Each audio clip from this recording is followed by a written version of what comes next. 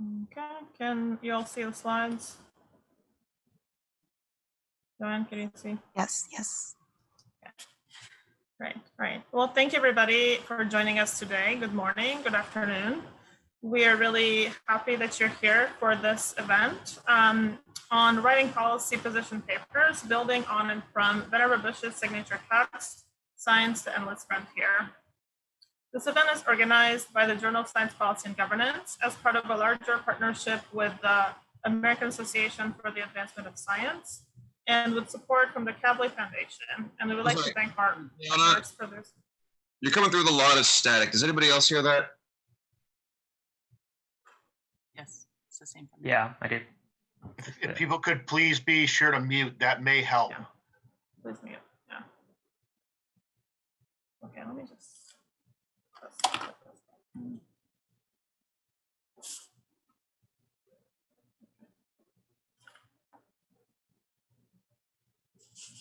All right. So we'll continue. So thank you to our partners for their support on this issue. This workshop is meant to equip students, policy fellows, and early career researchers with skills needed to write effective policy papers by which to reimagine American science policy. And this is leading up to our special topics issue with the April deadline. And you can see the link to the Endless Frontier issue submission page on our website, and we'll also share that in the chat. Leading up to this deadline, this weekend's writing workshop will be followed by expert webinars with thought leaders discussing 6 different policy areas where Endless Frontier lacked emphasis. We encourage you to register for these webinars. The registration will be shared in the chat as well. And we will provide more information as we get to the end of the event. My name is Adriana Bankston. I'm currently the Chief Outreach Officer for the Journal of Science Policy and Governance. And you can follow me on Twitter at Adriana Bankston and JSPG at Cycle Journal. So I want to just give a quick overview about JSPG for those of you that may not be familiar before we start the workshop. So JSPG is an internationally recognized open access peer-reviewed publication and also 501c3 nonprofit. We serve as a vehicle for students and early career scholars to publish articles concerning every corner of science and technology policy. We are also an independent platform for students and early career scholars to bolster their research and writing credentials in science and technology policy, and we encourage students and early career scholars to engage and contribute to the policymaking process at all levels of government. We publish in a wide variety of formats, including policy analyses and others, as you can see here, on topics that cover every quarter of science and technology policy.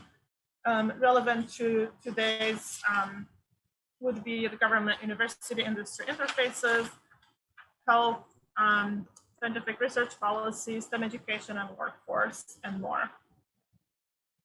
So in terms of logistics, just to remind everyone, please mute your microphones during the presentations to reduce the background noise and turn off your video to give attention to the speakers. This workshop is being recorded and we reserve the rights to share it after the event. We would like to encourage you to follow JSPG, AAAS, and the Kavli Foundation on Twitter and use the hashtag JSPG Endless Frontier when sharing on social media. In terms of what to expect, we will share a link to the schedule in the chat. So we'll have an introduction by Tobin Smith on the context of policy questions and the Endless Frontier, followed by a talk by Deborah Stine on constructing policy position papers. Then we will have a little bit of practice time on your title, as well as more extensive writing in breakout rooms, and we'll come back to recap. After today, you'll receive feedback on your writing from science policy professionals and discuss the feedback during tomorrow's session. And we're looking forward to your participation both days of the workshop. Please share your questions for the speakers in the chat window by sending them to the JSPG account. So with that, I'd like to introduce Tobin Smith, who is Vice President for Policy at the Association of American Universities and also a JSPG governing board member. Toby oversees and coordinates AAU's policy and policy analysis activities, including those relating to science, innovation, and broader impacts of science. Prior to joining AAU, Toby worked as a federal relations representative in the Washington, D.C. offices of the University of Michigan and MIT. He began his Washington career on Capitol Hill as a legislative assistant to Congressman Bob Traxler. Toby has written and spoken widely on science policy and funding issues, and he's also the co-author of the widely used text, Beyond Sputnik, U.S. Science Policy in the 21st Century by University of Michigan Press. He currently serves on the advisory board of the National Alliance for Broader Impacts, and he is also co-chair of ESAP and a fellow of the AAAS. And you can follow Toby on Twitter at SciPolGuy. Toby, thanks so much for joining us today. Thanks, Adriana. Can everybody hear me? And is this static? Is it a little bit better? It is? Okay, good. Okay, let me share my slides here real quick. If I can get them up successfully. And then let me pull them on full view here, slideshow. Okay, I assume everybody can see my slides. So I'm pleased to talk to you about today. I just want to say this whole initiative is very exciting to me. I've been involved in helping to really talk to the Kavli Foundation, and as somebody who studies science policy, is interested and a practitioner of actually trying to get policies enacted, I think it is incredibly important for early career researchers to engage, to be a part of the process, to think about what science policy means and how it should look in the future. And so today, I hope just to lay some contextual groundwork that can help you as you think about potential papers that you might write for this issue of the Journal of Science Policy and Governance. So I'm gonna just get right into my presentation. I thought of three things I'm gonna try and do in the next 10, 15 minutes or so. Is number one, remind you a little bit about what we're talking about when we talk about science policy. Number two, it is really important, since this is about science, the endless frontier, what do we mean when we talk about that? And what's the history behind the system of support for science that we have in the US today? And then I'm going to talk a little bit about how, going forward, given where we've been, some thoughts about things we might want to reassess that people may want to write about. So with that, let me move right into talking just a little bit about science policy. So Adriana mentioned I was a co-author of a book. It's been now over 12 years ago when the book was published, but my co-authors and I had a lot of discussion about what science policy meant. And it really refers to the rules and regulations and practices, the federal guidelines, but also state and local that guide how scientific research is conducted. Now, it's important though, and when you think about what you might write on, there's policy for science, which I would say is, when I think of science policy, that's what I think, what guides the policy, but it's not totally true, because there's also science for policy. And I'll talk about that as we go and explore some of the history. And science for policy is the fact that science helps to inform other areas of policy. And what I often point out to students who are just learning about science policy is there is an inherent interaction between those two. Because in some sense, the federal government in the US has been a strong supporter of research, and it funds federal research for things like climate change. At the same time, the research that is done then informs environmental policy and what we might do about climate change. So you have this interaction that you can't separate. And it's also very important when we study and understand the history and how we came to have the system of support for science that we do, and what might be done going forward. So with that, enough on what science policy is. Let's talk about history. So I often like to go back and quote Harry Truman, who once said, "There's nothing new in the world except the history you don't know." Mark Twain, by the way, said, history doesn't repeat itself, but it often rhymes. And I like to use those quotes because the reality is, when we talk about science policy, the debates that we are having today are the same debates that happened around the creation of the National Science Foundation, which I'm going to talk about, and really led to our system of support for science. But they were debates that were really contentious and have been with us for a long time. And we continue to have those debates. So it's worth noting that this is really true, what Harry Truman said when it comes to science policy. So I want to take you back to a time before World War II, to a time when, in fact, the system that we see today and what you're familiar with didn't really exist. And it was a time when federal support didn't go in large quantities to universities. There were really only two areas where there was a lot of money going to research at universities: agriculture, because of the Land Grant Act, which created the Extension Service, and there was a mission of land grant universities to create and disseminate agricultural knowledge from the university out for application by local farmers. There was also, an interest in learning about flight for possible security reasons, things like that, after the Wright brothers. That was really the only place there was research happening. There was some work in health, and the precursor to NIH existed, but it just wasn't going to universities. In fact, and even that was money that came from the federal government to universities was a little bit more applied, not so focused on basic research, particularly in the agricultural area. So, in fact, universities at the time were a little bit concerned about taking any kind of government money, because they felt if they took money from the government would tell them what type of research they would have to do. So, in fact, the money for most university research, especially basic research, came from the large corporate philanthropists, the Rockefellers, the Carnegies, and that's where the money came. So, of course, things started to change. Coming out of the Depression, money started to dry up. It wasn't as prevalent. It wasn't as, the philanthropists didn't have as much. And also, we saw a new era of government intervention and help under the New Deal, under Roosevelt's programs. I will tell you, having, working for the Association of American Universities, which represents the large public and private research universities, leading research universities in the United States.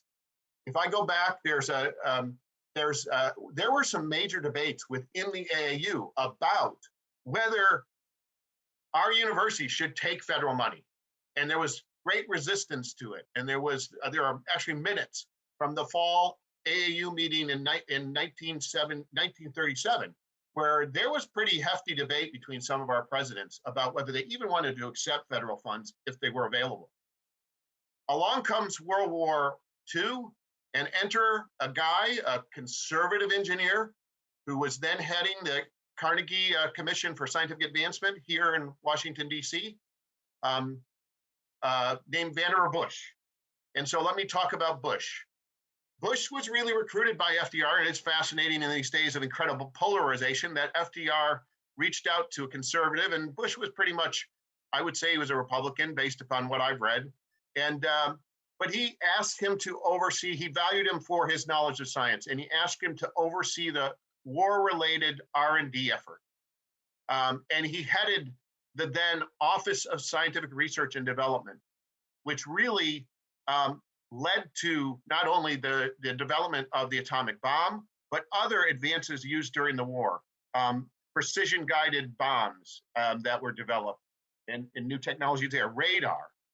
New health advances in blood substitutes. There was a lot of good things that happened because of the support for science. Well, interesting enough, though, Bush believed very much in the power of universities. He was a university guy. He believed that as the government thought about how to support the science during the war, they shouldn't necessarily just create a bunch of laboratories and get all the scientists to move and work at those laboratories. Even though we did create some laboratories that still exist, and play an important role, and which are overseen by the Department of Energy, and were very much involved in particularly the new development of the atomic bomb. He didn't want faculty to up and move. In fact, what he saw was advantages of keeping faculty at universities so they could be there to train the next generation. And so that was a vision, and he started to, under OSRD, encourage universities and let federal contracts for universities to actually help do the research for the Department of Defense. And so that created relationships between the Department of Defense and the Rad Lab at MIT and many other things. Stanford, a lot of the research universities got involved in the war effort, but the faculty never left the campus. And because of the success of science to the war effort, FDR, as the war was winding down, asked Bush to write a report. He said, if science has been so valuable to the war effort, how can we bring science to bear to address national challenges in peacetime? And that was what Bush was tasked by FDR to do. That led to a seminal report, which is what we were talking about. And the title of this whole Writers' Workshop series is Science, the Endless Frontier. That's because the report that Bush wrote was titled that. And he submitted in July 1945. He submitted it, note, to Harry Truman, not to FDR, because FDR had passed away at that time. And you see that Bush's vision for what he was proposing, which was a National Science Foundation, was that there should be one organization that did scientific research to support other national goals.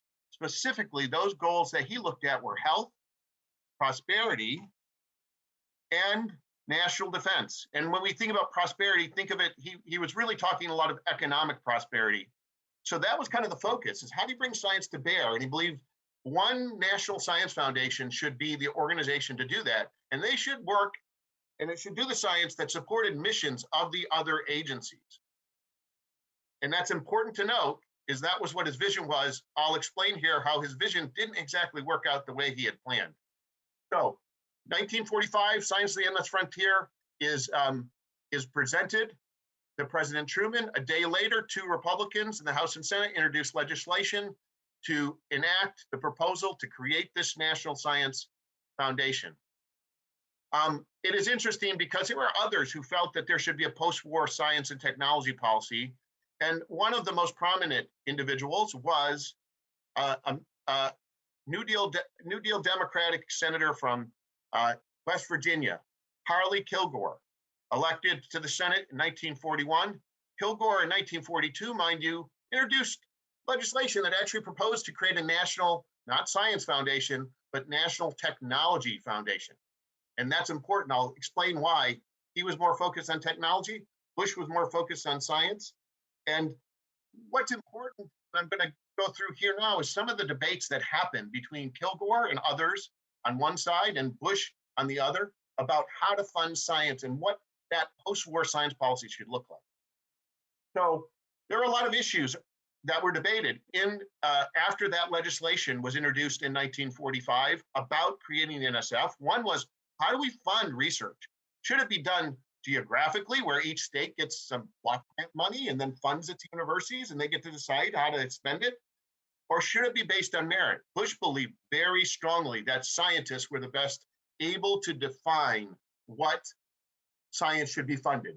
And he pushed for a peer review system, and he won that debate. And that's the reason that a lot of politics is kept out of funding decisions, even when it comes to the NSF. The Research and Related Activities Directorate, the appropriators don't even tell them how to break that down by directorate. They just give a big chunk of money.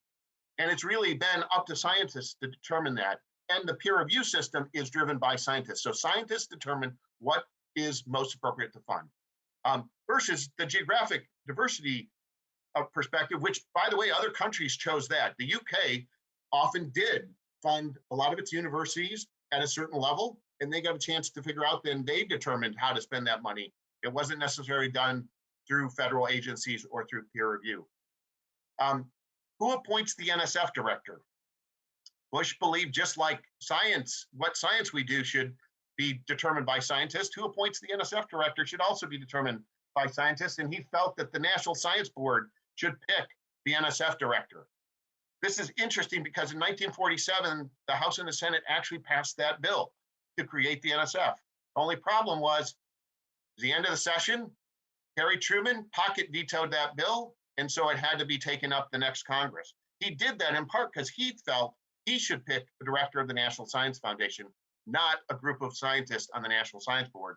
Thus, the reason we ended up with an NSF director that has a 6-year term, is appointed by the president, but serves not at the will of the president. So you will see that our current NSF director will not turn a resignation now to Joe Biden, where Francis Collins at NIH, he serves at the will of the president. He will resign, and he will only be kept on if, as what happened with the Trump administration and President Trump, the new president wants to keep him.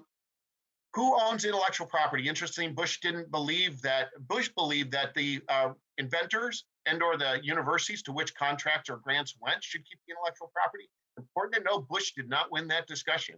In fact, the federal government maintained intellectual rights, property rights, on research advances developed at universities by faculty up until 1980 in the passage of a seminal act, the Bayh-Dole Act, as it's often referred to, which allowed the intellectual property to remain at the university where the invention and the grant went. And they share that any royalties usually then with the faculty who did the invention. No money goes back to the federal government, even though they funded the original research.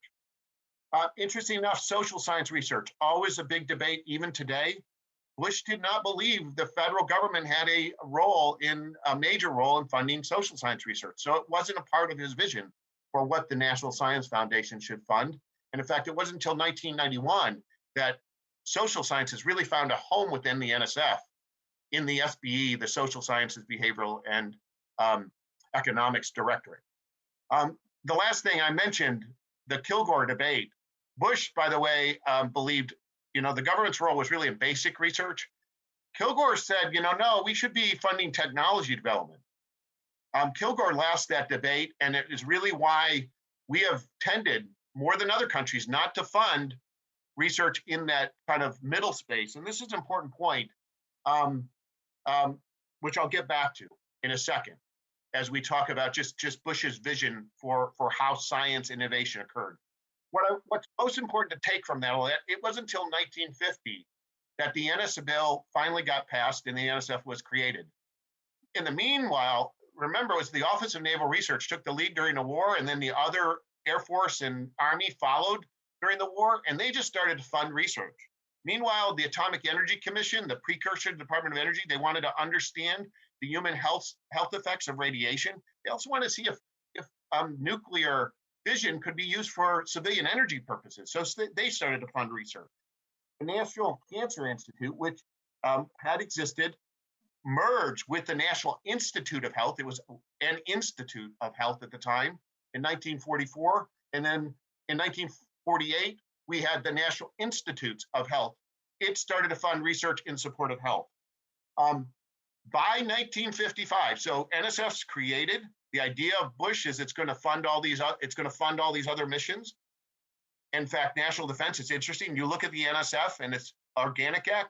National defense was one of the objectives of the NSF because the view was and the belief was it would support research that went to the Defense Department and helped.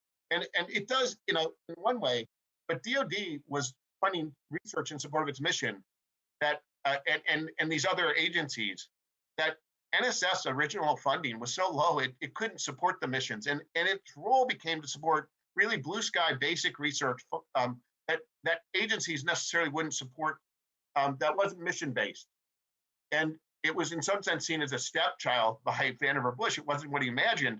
It's also interesting because it's how we ended up with our pluralistic system for support of science, unique in the world, of multiple agencies. And there are 12 federal agencies and 18 independent, 12 federal departments, 18 independent agencies that have some role in science and dealing with science in the US government. And this is how it happened. It wasn't intentional.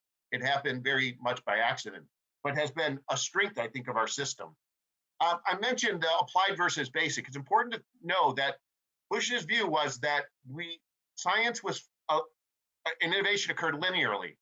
And so basic research led to applied research, led to development. Now we know today that notion of a linear model for innovation really doesn't work very well. In fact, this was really Donald Stokes who talked about that there's use-inspired research and there's an interaction and dynamic between applied research And even doing development work, you may learn what you need and what you don't know in terms of fundamental knowledge. And so it's much more dynamic. And I think this is something, because our system has funded only the really basic research, it's made it difficult sometimes to de-risk technologies, get them across the so-called valley of death, which prevents things from being used for societal benefits. So there's the history.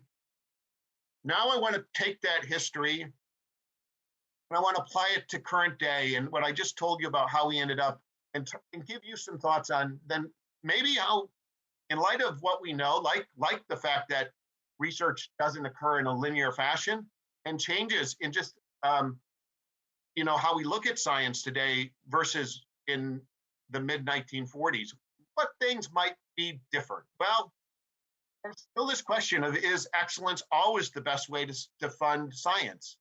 How do we help? And the big issue right now is HBCUs. Should we be building research capacity at HBCUs and MSIs, other minority serving institutions? If they have to compete against MITs and Stanfords and Berkeleys, it's going to be very hard. So can you create categories that might help them to build their capacity? Because as I'll say later, diversity is a very important thing. And we need a diverse scientific workforce. But if you don't have people being trained and having access to be able to do research because they go to institutions that don't have those. So that's a big issue, equity versus excellence. We'll also get into, by the way, our earmarks. Should earmarks be used for science? That gets into this equity. In other words, we make the case that science is an economic driver. So guess what? Every member of Congress thinks they want a science high-power university in their state. And why shouldn't they have it? And why shouldn't they be able to earmark money? I have my own views on that. They're more for the excellence side and the merit side than they are for the earmarking side, but that's the debate. Maximizing impact.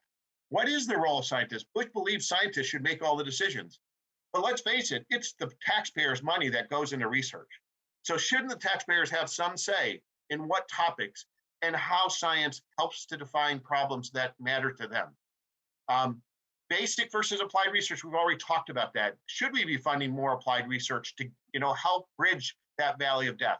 Who owns intellectual property, and should some of that money go back to the federal government? There's a strong argument out there, not that I agree with it, but that in fact, pharmaceuticals make a lot of money off of things developed that came out of universities which were federally funded.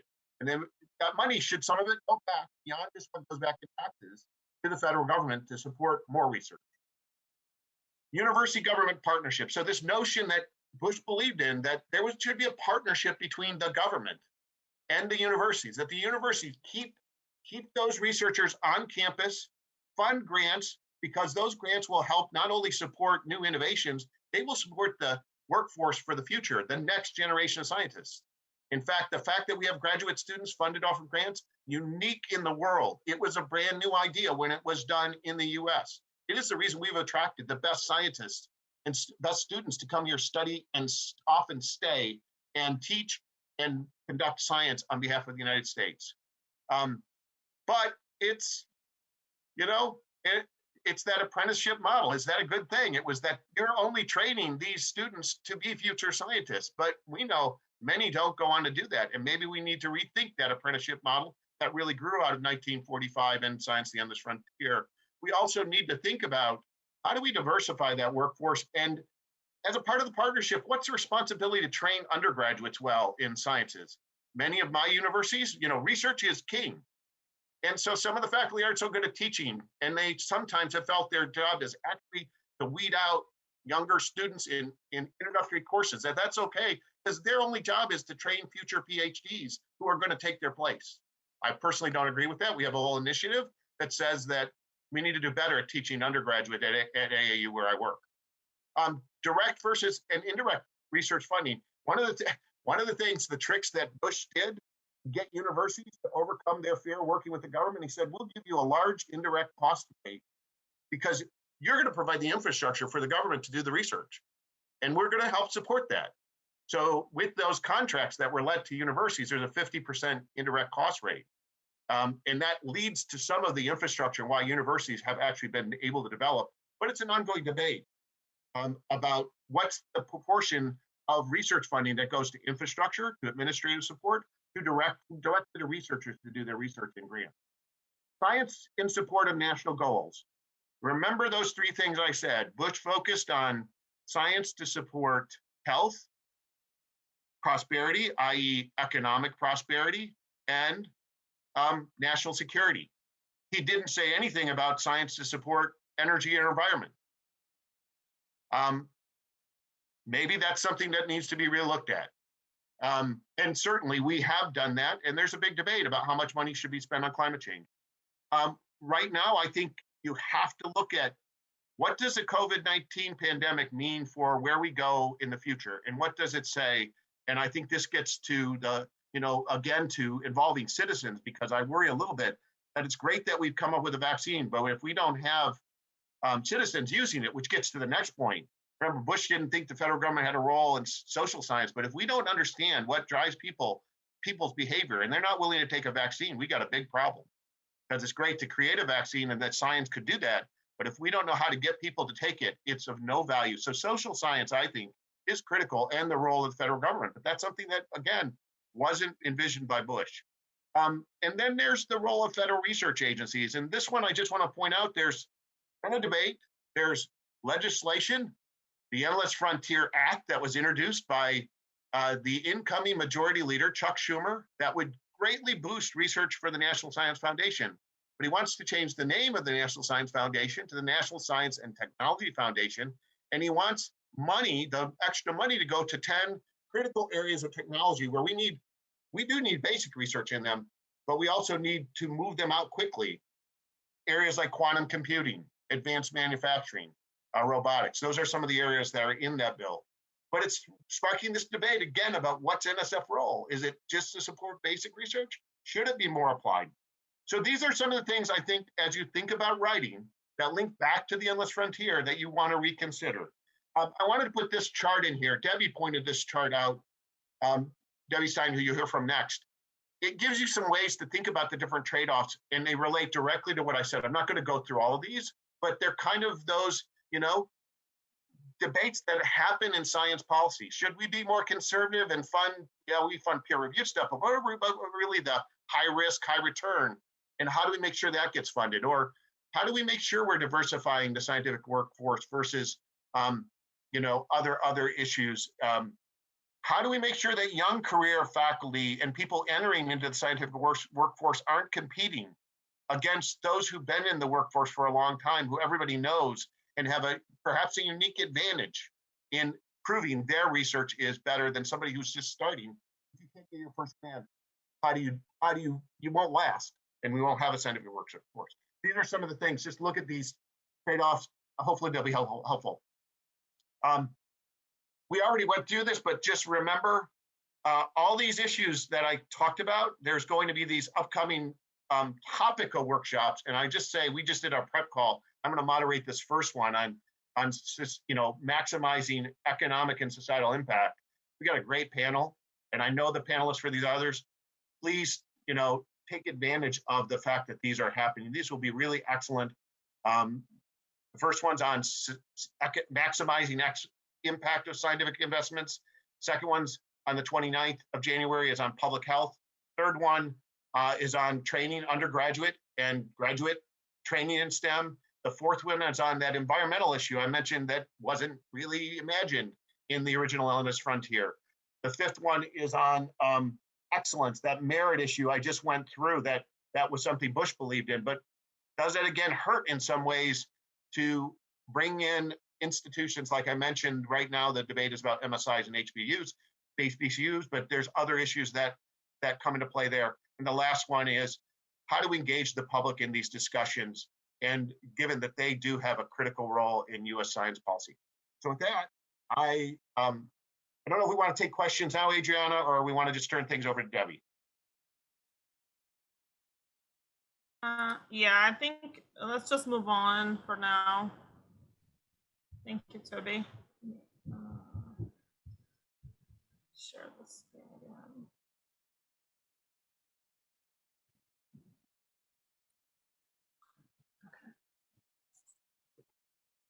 Great. So before I introduce Debbie, I want to just go over the breakout room topics so you can think about them while she's presenting. The rooms will be focused on the 6 topics that Toby mentioned, focused on U.S. research investments, public health, STEM education and training, environmental and climate resilience, scientific merit and excellence, and empowered communities and science. And an example of the policy position paper that you will be writing is will be provided in the chat as a reference. Will be similar to the issues in science and technology style argument, which is on the slide as well. So take a look at that as well. So with that, I would like to introduce Dr. Deborah Stine, President of Science, Technology, and Innovation Policy Analysis and Education, and founder and chief instructor of the Science and Technology Policy Academy. She is also a JSPG governing board member. Previously, Debbie was a professor of the practice in engineering and public policy at Carnegie Mellon. Prior to CMU, she worked in the White House as the executive director of President Obama's PCAST and as a science and technology policy specialist with the Congressional Research Service. She also served as the founding director of the Mirzayan Fellowships Program and associate director of the Committee on Science, Engineering, and Public Policy at the National Academies. Debbie has worked as a mathematician of the Air Force, an engineer for the state of Texas, and a policy manager for the Chemical Manufacturers Association. She holds a Bachelor's of Science in Mechanical and Environmental Engineering, an MBA, and a PhD focusing on science and technology policy analysis. You can follow Debbie on Twitter at Deborah Stine. So Debbie, thank you for making time to talk to us today about policy analysis.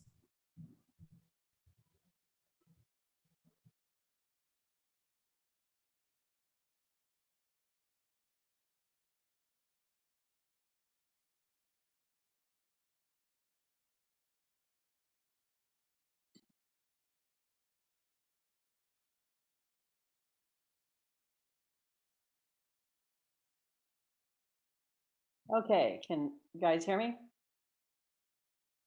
Yes, great, thank you very much.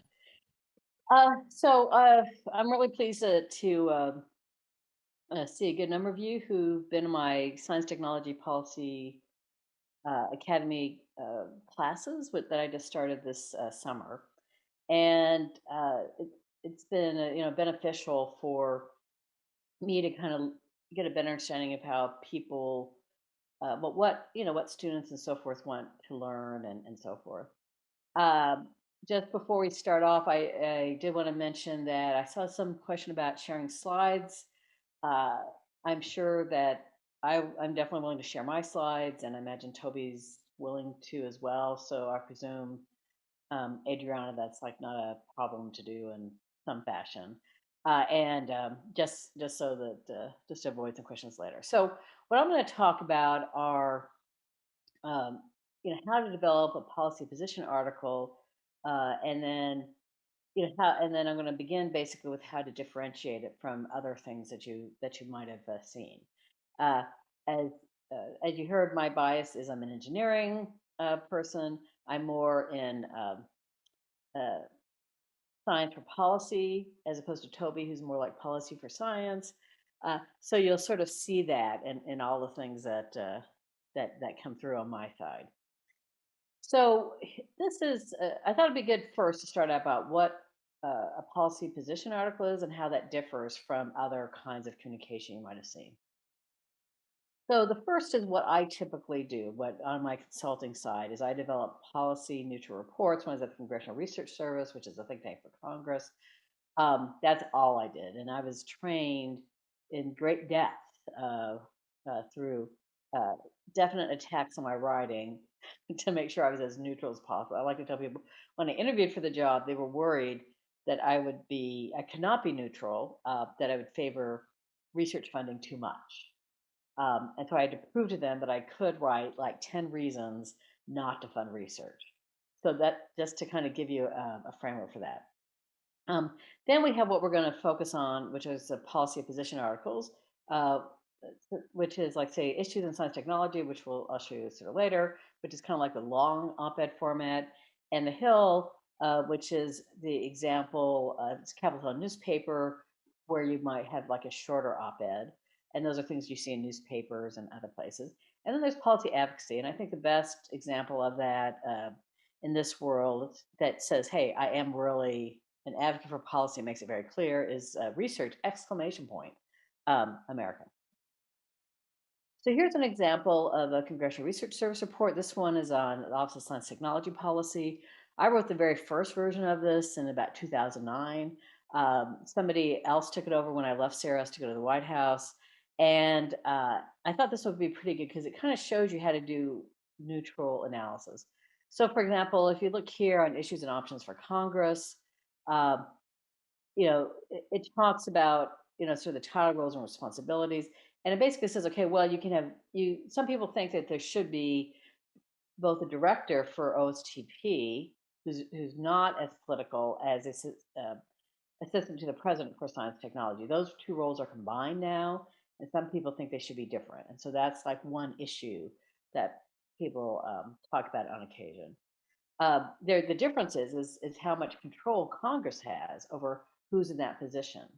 Whether or not it has to be Senate confirmed, whether or not they can call somebody up for, say, congressional testimony, sort of as it shows in the bottom. So what you do at CRS is you present the options, but you use phrases. Like, for example, here under congressional testimony here, some members of Congress may wish to have the option to require the individual serving, right? So that's kind of like the magic phrase in CRS reports.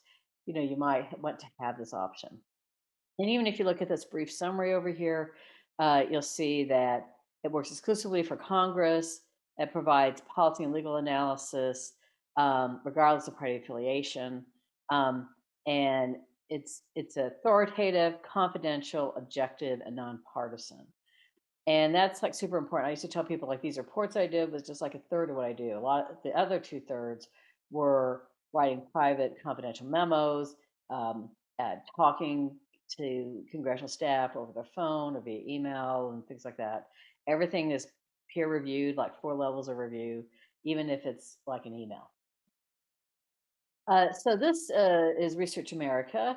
And as you say here, they clearly say, okay, here's these advocacy awards that they have, that they advocate for funding for medical, health, and scientific research. They do outreach. The thing that I always like the most about their work is their public opinion polls. So you'll see here, this is an excerpt from this report about U.S. investments in medical and health research. And you have this quote that say the majority say current spending on research is not enough. The U.S. spends about 5 cents of every health dollar on research. You have 63% of the population saying it's not enough. So they really it's a very data-driven approach focusing on public opinion. So this is an example of a short op-ed. This is one that I wrote a number of years ago that's quite popular, which is why Congress should fund social science. And I wanted to give this kind of like as an illustration of what you might do. So this is totally for a non-scientific audience, right? So it is, at the time, a short op-ed is typically about 700 to 800 words. That is like, say, for the Washington Post or the New York Times and things like that. You find a few less here and there, but generally speaking, it's 700 to 800. It usually has a short time horizon. If I write one of these, they'll usually publish it within a week, even maybe in the next day if it's a super hot topic. You start out with a current news hook. You identify the problem. You provide like a position with some evidence, and you end with the proposed action. So here, at the time this was done, which was 2014, the Cosmos was out. And so I focused on Cosmos and talked about Isaac Newton and, that the Royal Society decided not to publish his book that led to all these laws that we thought about, because I thought most people knew about Newton's laws, and say, well, Congress needs to think about the same thing for social science. You don't want to restrict it and so forth. There are certain reoccurring issues that continue over time. And about every, say, 4 or 5 years or so, this issue about whether or not to fund social science comes up. And it always sort of irritates me. That now at the end here, You know, you'll see where it says, again, focusing on Neil deGrasse Tyson saying, you know, about not cherry picking research, and that, and then my hope basically is that Congress should, you know, fund, you know, when they vote on appropriations, which is how agencies are funded, that this is a good way, that they should include social science and not make a distinct decision not to fund social science.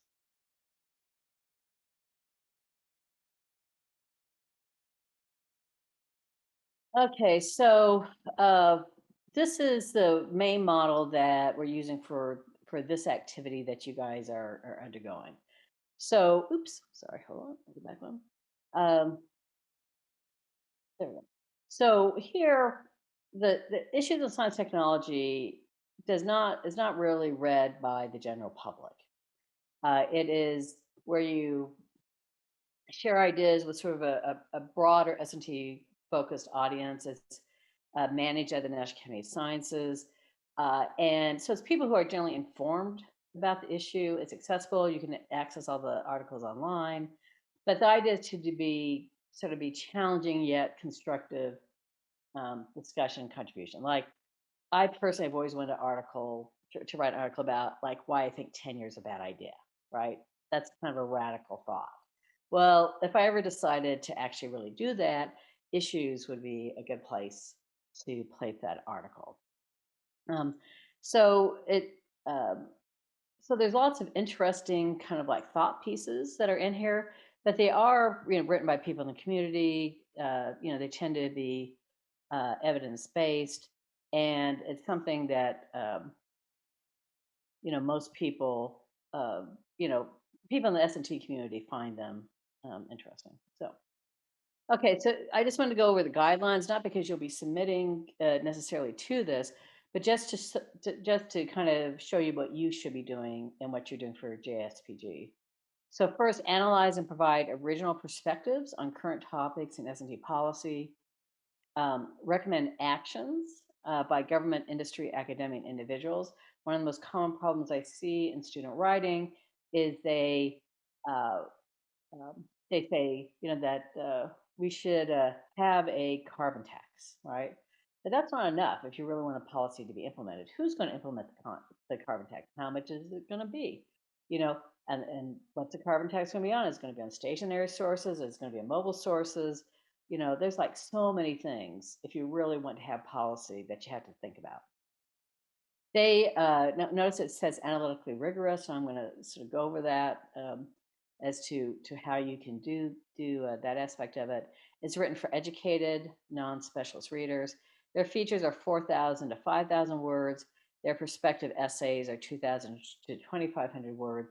What you're being asked to do is somewhere like in between these two in terms of the size of the articles. They provide insight and they argue for specific policy action. So these are some of the things you should think about on your activity and on the piece that you write. So here's an example. This one is done by Neil Lane. Neil Lane is a former director of NSF and a former White House science advisor. You know, he still does this, runs like a think tank or as an advisor to think tank at this point at Rice University. And when you look at this, and you'll see that I annotated this on the side. In the title, it has the focus is clear, right? So this is opposed action. So what we're talking about are science policy tools, and he's saying that it's time to update those tools. So just immediately, as you see the title, you have some notion of what it is about. It's not very long. It's about, you know, like 7 words, something like that, if you don't count the interim words. So think how different this is from, say, a title for like a traditional journal article that you might be writing. Also, if you see here, there's this one sentence which is a key message. The fundamental framework for managing science technology, which has changed a little since the 1940s, needs to adapt to what has become a very different world. So that is another aspect, is to say, okay, can you get your key message into a single sentence like that? You'll see here that this is the first part of the sentence is what the focus is of the article as a whole, the framework for managing S&T. You have the problem here, which is it's changed a little since the 1940s, and then you have the solution. It needs to adapt to what has become a very different world. So that's really sort of important to think about. The other thing that's different that you'll see in this kind of writing is it's generally like first or person, and you really want to try to relate to your audience at the very first sentence. So, all of us involved in S&T policy are fond of commenting on increasing pace of change, blah blah blah. So, but the key phrase is all of us, right? So you want to make that connection with your audience right at the beginning. Then you want to get in here the societal challenge, where it talks about that we need to, reflect on the effectiveness of the assumptions, the strategies, and institutions that shape our responses. So that's the challenge that he's addressing. He's saying, okay, we need to like rethink this. And then the question that the essay will address, which is, does the policy framework that underlies the U.S. S&T enterprise need to be updated? So this opening paragraph is, again, super important to try to attract your audience, particularly when you're focusing on policymakers, because they literally will not necessarily go beyond this first level. And then if they see something interesting, say, oh, okay, well, maybe I'll read it. Particularly if, say, that they're a staff or maybe for House Science Committee or something like that. The article has like some background and things like that, but this is, I thought, it was good to expand upon the partnership. So what does he think the problem is? And one of the key ones that he focuses on is a challenge we have with universities, where they get less than 20% or less of their budgets from the state government. And it's even probably, this is, I think, it was about 10 years ago. And Toby can probably chip in on this, but I've seen sometimes where it's like less than 10%. So even though it has a state university name, in reality, the state government doesn't necessarily really provide that much funding for it, but they do want to have, control.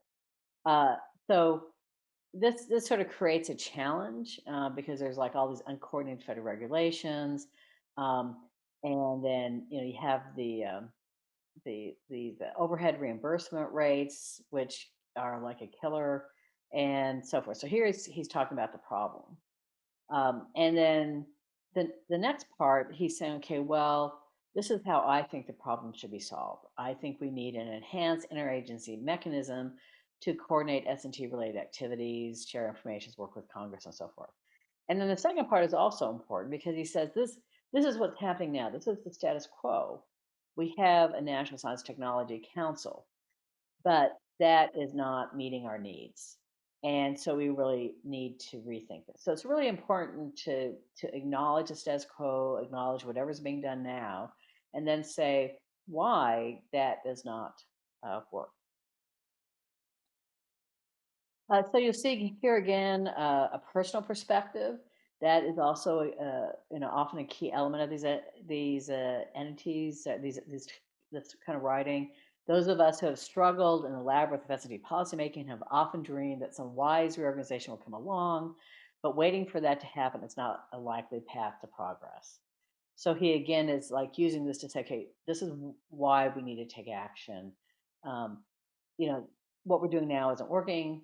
We need to do another way.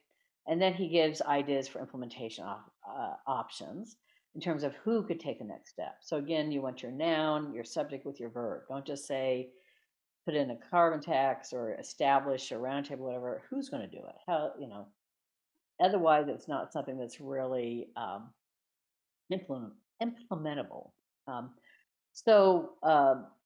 They give he gives like a number of options for this. So the article itself is long, but I just want to give this as like illustrations of how you might write what it is that you're doing.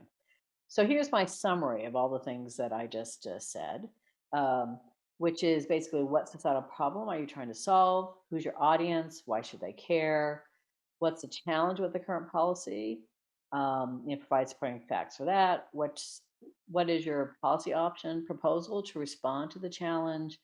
What are some arguments against it, and how would you respond to them? Summarize your action and urge the action by the key policymakers. Now, just switching over to the analytical side, this is the book that I have used for like decades at this point. It's a very easy to read and understand book on how to do practical policy analysis. I'm going to focus really only on one step, but I put this in here in case anybody wants to really go into it. These are the criteria. Now, this is something I have adapted myself from a long decades worth of literature that's out there. And these are what I call the 4 E's that you need to look at when you're analyzing policy. So understanding first, what is the current policy? Is it, how might it work better? What's the cost of it? That's efficiency. Looking at equity, who are the winners, who are the losers, and look at ease of political acceptability. Who's likely to strongly support a policy? Who's likely to strongly oppose a policy? And those are things that you need to talk about, in what it is that you do. This is the key difference from advocacy. Advocacy, they're not going to tell you necessarily about any of the problems. They'll be prepared to answer questions about the problems, but they're not generally going to bring them up themselves. This is just an example from a student that I just wanted to show you what a chart like this could look like that you could put together to develop your activities, where you have the efficiencies on one side, you have a basic pro-con analysis in terms of doing it, and you can put this together, and then based on your research, and then figure out what elements it is that you want to use. Now, formal policy analysis would go further than this, but for like an essay like we're talking about here, this will give you the background that you need in terms of the article itself. This is the call for submissions. I just copied it here so you'd have as a reference. Notice that it's the 2,000 to 3,500 words. And then somebody had asked about, I think, eligibility criteria. That is also, I also have that here, like what's an early career researcher and those kinds of things. And then here is actually the selection criteria, which is overall quality of the policy position paper, the related analysis, like I just talked about, and the actionability of the proposed ideas. So if we have enough time, what I'd like to do is have you go into breakout sessions to come up with a title, what your article might be. So I've put here ones from a couple of different fields. These are all from Issues in Science and Technology, where you could say, like, for example, here's going agricultural biotech overregulated and underappreciated. Congress has ruined America's beaches. Why the United States should partner with Africa to deploy advanced reactors, that's nuclear reactors. And then for the COVID-19 area, why there needs to be a United States disaster war. And I think that I learned really the importance of a title when I was at the Congressional Research Service, because it's that title, just like a headline in a newspaper, that captures people's attention and lets them say, maybe I'll read this further, right? And just like with a newspaper, you have a pyramid design. So your first paragraph is super important. So you see here, these are like excerpts, from that initial paragraph. And sometimes, like all of us, we have very limited time to read. That's all we'll do. We'll just read that first part. It's like, well, how has Congress ruined American beaches? And we'll read far enough to get that question, and the answer to that and then that will be it. I think actually Cornelia Dean, I think she might be a former New York Times reporter. So it's a way to kind of like get your framing, get your theme set up at the beginning. Before you go into all the other parts, what is it that you think, at least the theme, and you can go back and change it. But for now, those are the kinds of, that's what you really need to think about, what it is you want to say, and then modify it over time. So that's it for my presentation. There we go. And oh yeah, somebody had asked one comment about Oh yeah, is there a pitching process before you write the op-ed? The answer is generally no. Um, you basically, like, if I did have something published in the Washington Post, for example, you write the full article, you send it in, they give you an answer, yes or no, and then you move on. If they say no, you move on to the next place. And in fact, the article that I wrote, they initially, like after two weeks, a week or maybe a week or so, they said no. But then later that same day, they said, "Oh, if you haven't pitched it to anybody else, we decided we'd like to publish it." So it's a challenging sort of thing. But I will say that I have had students get op-eds in their local newspapers. They're looking for younger writers. Often they don't want the same people, a bunch of old people like me. They like to get like younger people, people of color, women. There's a definite deficit of those people who write op-eds. So, Adrian, is it okay to go ahead and do the breakout sessions? Or maybe Yes, thank you so much for your presentations. Let's just take maybe 10 minutes for the title, because I think it's important to get the framing right, and then we'll come back and discuss and break again. Joanne? Okay. Here comes everybody. There we go. I like it. I like seeing people's faces that I worked on when I was at the National Academies, which is about like digital age or something like that. You can say the National Academies report on the digital age, and you can reference it that way. So you refer to it actually in the sentence. And then at the end, depending on the publication requirements, ability, then you put it at the end. But typically, like if it's a newspaper op-ed, you have no references. So you have to put it in the sentence as you write the sentence, according to the CDC, right? And I would say, by the way, like when I was submitting this article to the Post, I had a whole bunch of links embedded, and they told me to take them all out and instead put them at the end, and then they decided which ones to use and which ones not to use. One other thing, just having written for issues, and Debbie can correct me because we both have. I believe they don't allow you to. They limit your references, or they say for further reading. They don't actually. So it's not only a matter of you don't use them; they won't let you necessarily use them. Like Debbie said, it's like op-eds. You just don't use them. But I will tell you, when we write stuff like that, I always know where my references are. If I use a fact and I can't directly, you need to know, because somebody may call and say, where did you get that number? But that's why you can reference in the article the actual source. Yes, definitely. Yeah. And people have contacted me afterwards. In fact, I remember working my very first report, which was on climate change, was at the National Academy of Sciences. And it was literally like a 600, 800 page report. But somebody called me from the trucking industry saying that I had gotten the number wrong for emissions from trucks. And so, it was sort of a big deal. So somebody's saying, should you put in quotes? No, because you typically in an op-ed piece, you're not quoting people. You're not, like if you look through most of these things, the idea is to have your personal opinion, so you're supposed to say, you can say something like, as said by Mark Twain, or like Toby did that one about Harry Truman. Yeah. And that you might put in quotes, but it's really your opinion, your analysis, and so it's a very different kind of thing from academic passive writing.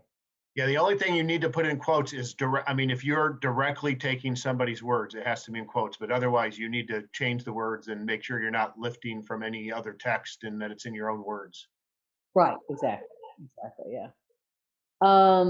Let me see. Does anybody have anything? I have a list of questions here. Let me see. How long would you suggest a title to be? In general, do I think shorter is better? Yes. In policy world, shorter is always better. Always, always, always. And then what you also want to think about it is kind of like graduated down. So like you start out with something that might be, well, just like we talked about, like remember that you had a title that was maybe like 5 words. And then you had a brief summary, and that was like 10 words. And you had a paragraph that was like 30 words. Right. So it's kind of like this, again, this pyramid that goes like this, where you start as short as top and you get longer and longer and longer. And believe me, most people will not make it to the end of your piece, right? So you really want to have those key messages up front. Let me see here. Nuclear energy to use or not, that's pretty good. Technology transfer for everybody's benefit. Yeah, of course it's for everybody's benefit. So that doesn't really get to the heart of the issue. You have to say, it's more like, is technology transfer for everyone's benefit, or are federal dollars for technology transfer for everyone's benefit, or something? Or you might want to do rethinking technology to benefit everyone. In other words, if you're proposing a change in how we do it, then you want to say that the change will help it to benefit everyone. Yeah, here's one about how often are op-eds sent to publications in an area topic scoop. Not very often, and the reason why is because they're personal perspectives, right? So, like Toby and I, we would write totally different things, even if we were writing the same topic, right? So even if we were talking about like research funding, what I would say, what Toby would say, not the same. There's also, I think, one Hey, down. Debbie, on that one, though, I'll say there is something about the timing of when you write. And so if there's an event or, that's topical, the sooner you can get it in. And this, Debbie was talking about how you have to go to different places. And the challenge is always trying to maintain something that's timely, going out and submitting it and waiting for them for a week. And meanwhile, they come back to you and say, it's not top, it's, we don't want it. And then you got to go to the next one. And by then you're already past maybe the timing. So no, it's always a challenge, but there is something to be said for writing at the right moment after an event or when an event is going to come. So oftentimes we'll know there's going to be some report coming out and we have an opinion on it. So we'll try and get it right out there right after the report, because you're more likely to get it published after that report. So I agree. Timing is like super, super important. So like when I was like writing this piece for the Washington Post, I went and I said, okay, well here's the event, which was like about even actually a month in the future. And I said, this is the event it's tied to. So anything that's written for newspapers is very event driven. And so like if you see something like somebody just said has here at and yes, Adriana, it's 3:30 is good. Like I see here one here, the Green New Deal should include federal funding for environmental justice organizations. If you were doing something like that, you would have it like all ready to go. Yeah. And then you'd look for something that happened. And if it's really an issue, then something related to, like, for example, we have environmental, I think I just saw this actually maybe in Science yesterday or some, which was like, that's an environmental justice issue, like related to pollution and health effects and so forth. You would want to begin the article with something. Just yesterday in Science, there was an article about this, and this is why environmental justice is important, and so forth. This would not be a good title for an op-ed because it's a sentence. And the other thing I would is that you'd want to say something like, well, first, people don't really know what the Green New Deal is, right? So it's a very amorphous kind of thing. But you could say, I would do it more like as a counter, like the Green New Deal, lacking funding, lacking support for environmental justice, or something like that.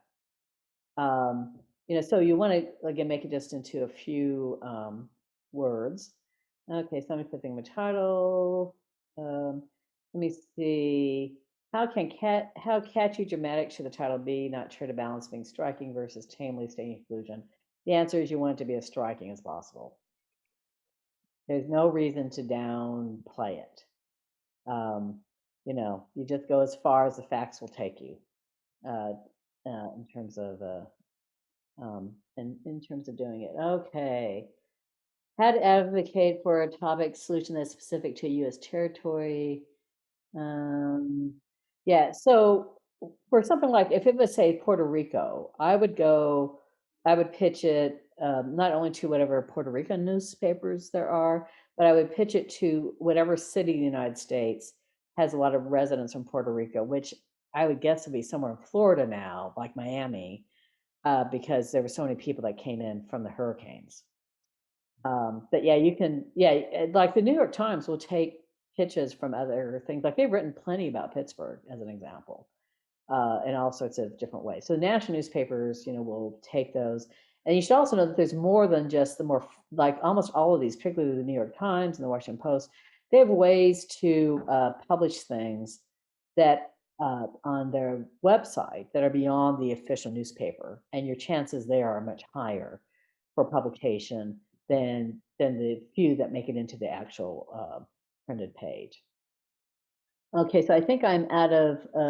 Debbie, there's one that I see about how to marshal all the facts in the short, in a short piece, and do you focus on one or, focus on one or two more cogent arguments? And the answer is yes. I think of 1 to 3 arguments as 3 being the max in a piece like this. I always like 3, but short and punchy, and back it up with the best facts. So pick the arguments that have the best facts, the best data, best information to support your argument. Yeah, though I will add one other thing, which makes sure that it's the most understandable.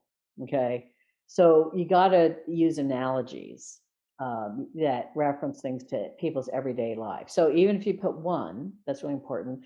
The other thing I'm really been encouraging people to do is to consider doing graphics instead of writing, because one great graphic that tells a message can make a difference. So one I still remember, which is relevant to all of you guys, so it's a good thing to end on, is as I worked on a report called Reshaping the Graduate Education of Scientists and Engineers, which talked about the fact that the majority of science engineers with PhDs do not go into academia. And I, at that same point, was working on my PhD. And that was like so shocking to me. And yet it's a factoid that had been around for decades. Yes, I'm sorry, Alan. No, so that would be me. I was one of those. Okay, yes. I was like so surprised, right? Just that one fact made a totally different perspective of my career, because I was at that time working in that report, but I was also interviewing for jobs to be a faculty member, and I was deciding whether or not I was going to stay in the policy world or go to the faculty world. And obviously I ended up in the policy world. But one factoid can make a really big difference. And it would have been hurt if I'd put other things in there, right? More information is not better. Okay, sorry, Donna. Thank you. No, this was a great start. I think I'm glad we did it this way. It was really helpful. I wanted to just ask Toby sort of a broad question, since you mentioned some of these areas that Endless Frontier didn't address. How should students think about social science or something that is totally new that was not in the text and writing on that? Yeah. So I mean, first of all, I think what we want to see is what do we know now today that if you were writing Science: The Endless Frontier now, why is it critical that we do fund social science, and what are the arguments behind why you do that? And I mentioned the pandemic. It's clear that if we don't know people's behavior, the benefits of the science that that the foundational work that's been done that got us the vaccine is of no benefit. So I think just laying out those arguments. Same with environment. Environmental issues back in the mid 40s we weren't as conscientious. People weren't talking about climate change. They weren't talking about those global impacts. So I think part of it is, what are we looking for that we know in hindsight? We just talked about graduate education. Again, that was driven by an apprenticeship model that said, one of the great things about our system is it has created a system that, where students learn from great scientists. But maybe that's not the only thing that they should be taught, because many of them don't. But that was the model. How does the model need to change in light of what we know, in light of data? That Debbie just said is many won't get a job in academia. So yeah, it shouldn't be a measure of excellence in terms of, we talk about excellence. Well, what's it mean to be an excellent scientist? Well, sometimes it doesn't mean you have to be a faculty member at an R1 institution, the ones I represent. But most faculty members, not most, I actually think we overemphasize that faculty members think that's what, but many do. I think the answer is still most, Toby. I'm just trying to. The feedback I get from this generation, even though that we have been working on this issue for over 20 years. I know. The two of us, right? I know. It is still a problem. It is still a problem. Yeah, I mean, we have a major effort at AAU to try and increase transparency of where students go and get faculty to recognize they need it, and grad education to train students more broadly. So Right, I'm just thank being you. optimistic that we're making a bigger difference than we're making, Debbie. Well, I would tell you things are better now for postdocs than when I did the postdoc guide, Yeah. which is also around that same time period. Yep. The reason that postdocs have benefits and things like that is because of that guide from way back when. But Adriana, to point, I mean, what I really want people to do is, it's also not bad in an article like this to spend a paragraph maybe on the historical reasons why things are and why they need to change. So, I mean, it's good to say, reference our apprenticeship model, which at the time was a model that's made us scientifically, dominating. But times have changed, and maybe that's not what we need for today. Right. No, that's great, and that's a great way to continue this conversation. So we'll move back into the breakouts now for 30 minutes. Just to remind you, so moderators will be driving the conversation, and then facilitators, if you can take notes, record your rooms, and then we'll report back, and we'll just do a little bit of shorter reporting. So we have time for that, and just let us know if you have questions. So, and thanks so much, Debbie and Debbie. Joanne, I made a force be with you. You can see I have my Baby Yoda shirt here. So I feel very much in a Star Wars kind of mood. Hi, everybody. Right, thank you. Bye-bye. Thanks. All right, great, thank you. So welcome back.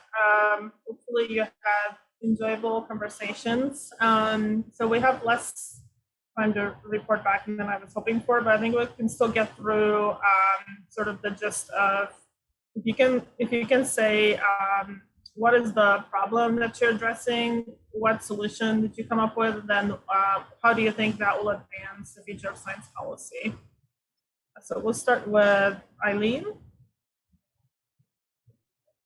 All right, so we were in breakout group 1, which was strategizing federal U.S. research investments to maximize social and economic impacts. So for our particular discussion, it's centered around the role of government and technology transfer, so bridging that gap between the valley of death and how can we optimize technology transfer for research and maximal research and society benefits. And a lot of the discussion was centered around how can the government leverage its resources, whether it's funding or other strategies to bridge these technologies from research institutions to various businesses. And this was stemmed from more of a discussion about the economic argument to commercialize the work that researchers are doing to help the general public. And then as far as who should be acting on these kinds of issues, we had a lengthy discussion about how stakeholders should work together. We've had discussion about who would be primarily responsible for facilitating some of these solutions, and for our conversation, it centered around the government primarily, but needing potentially other representatives from stakeholders such as universities and businesses. There were questions raised about how these stakeholders would be involved, who gets to decide where the problems are, given that issues with technologies and what kinds of technologies and how are they transferred can be variable across different regions.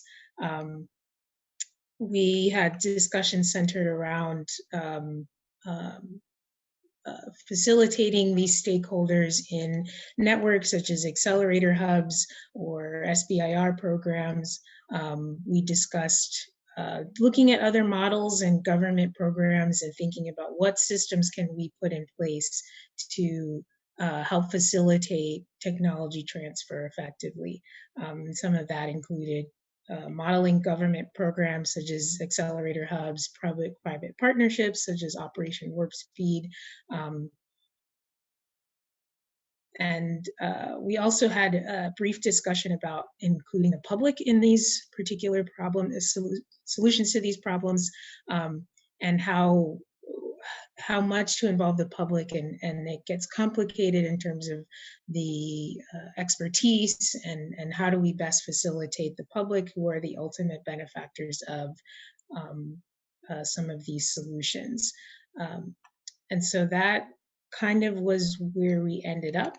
And if there's anyone else in breakout group 1 who wants to add to that, but that was a general discussion for our group. Great, thanks. That sounds really productive for the short time you had. Good thought process.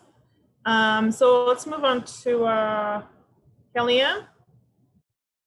Sure. Hi, everyone.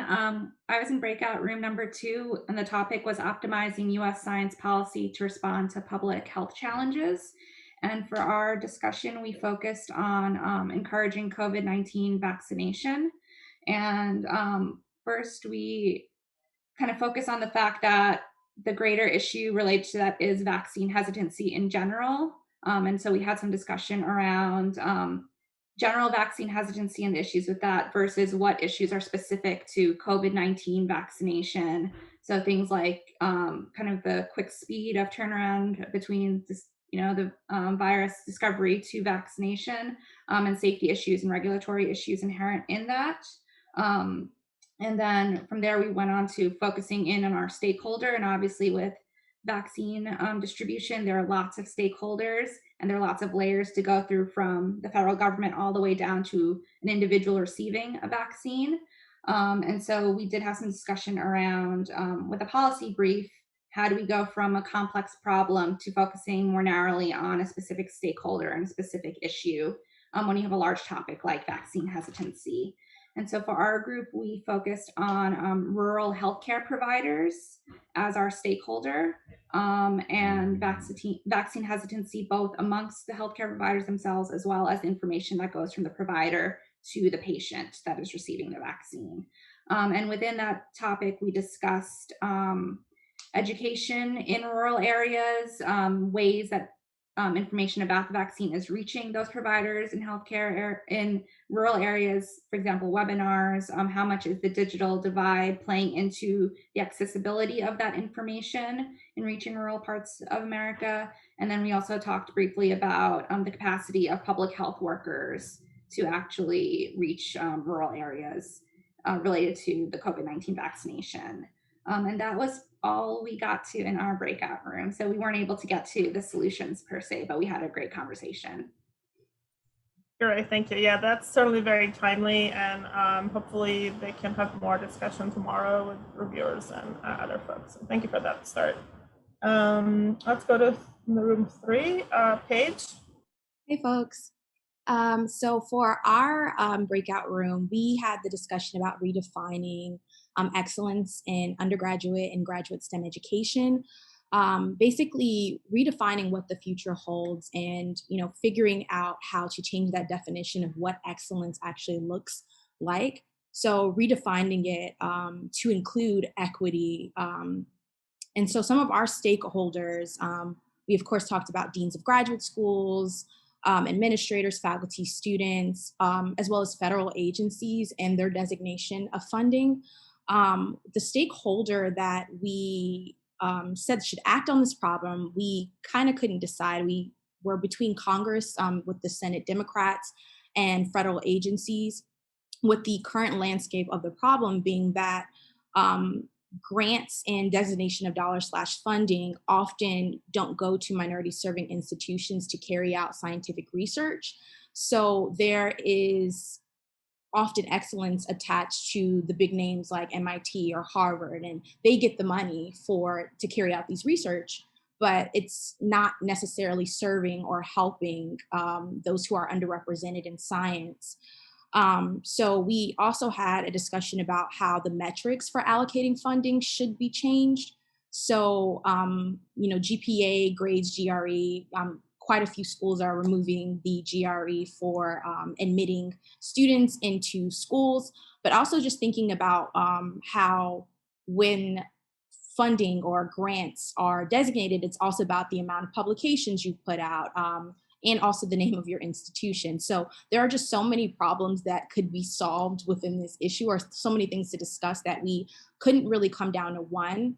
But some of the options we discussed were diversifying reviewers and diversifying the training for program officers, having a more diverse committee for folks who designate funding. And so it's more representative of, all folks and not just one group of people. And the solution to advance the future of science policy would be to increase the ability for more diverse candidates, faculty, and students to secure federal funding in order to redefine what excellence means in STEM education. So making sure that funding is inclusive and starting from the top so that we have some downstream effects. So yeah, that was what we talked about in our breakout room. Great, thank you. Yeah, that's really interesting. And it's a good point that you brought up about it's very hard to narrow down, especially graduate education, there's a lot of issues. And who the stakeholders should be is definitely not an easy question either. And obviously, a lot of times could be more than one. So that's good. I think those are things for all the groups to consider in the future. So thank you. Let's move on to Tammy. Yeah, so I would say we had similar issues, maybe narrowing down or finding our stakeholder. So our room was about environmental and climate resilience, and our discussion focused around the Green New Deal and really trying to focus on environmental justice. And so how can we best put a focus on that?